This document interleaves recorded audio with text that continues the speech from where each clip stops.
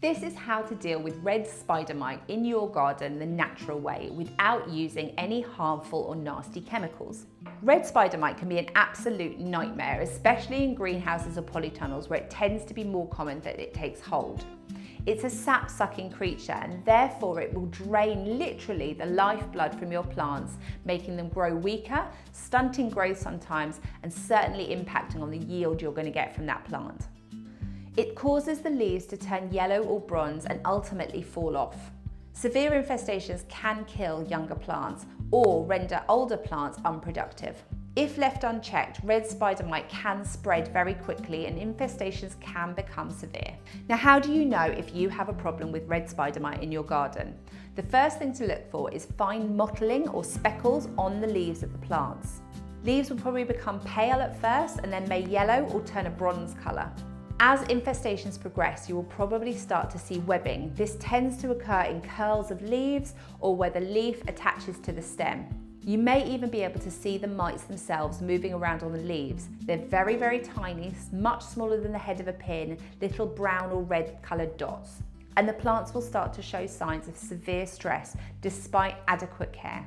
Now, there are a lot of things that you can do to combat or prevent red spider mite. The first thing of note is that red spider mite absolutely hates humidity, so any way that you can raise the humidity levels around plants that you want to protect is going to help. Firstly, you want to make sure that your plants are really well watered. If they dry out in periods of drought, that's when you're more likely to get red spider mite. You can also water down surfaces in greenhouses and polytunnels, things like pathways where the water is going to evaporate and create a humid environment. It also helps to fill buckets of water and place these in the greenhouse. These will gradually evaporate, again increasing that humidity level. If you see signs of infestation, it's a good idea to remove heavily infested leaves as quickly as possible. They will inevitably have eggs all over them, so by removing the leaves, you're cutting down the progression of the infestation. Now, probably the most effective way to combat red spider mite is via biological controls. Now, these are predators that prey only on red spider mite. And there are predatory mites that you can buy and have shipped to you that you then release directly onto the affected plants.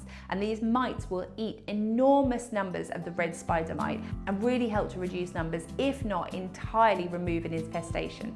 Now, there are two different types of mites, some that are more active in cold weather and some that are more active in warm weather. So make sure that you are ordering the correct mite for the time of year that you're experiencing the problem.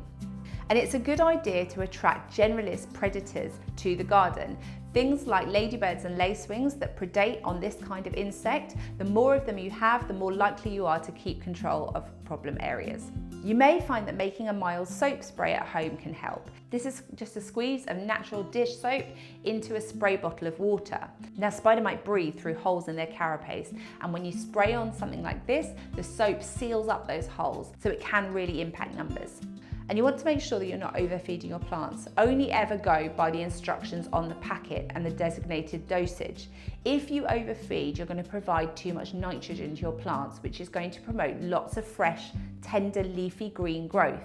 And this is the favourite food of red spider mites, so it's more likely to promote an infestation.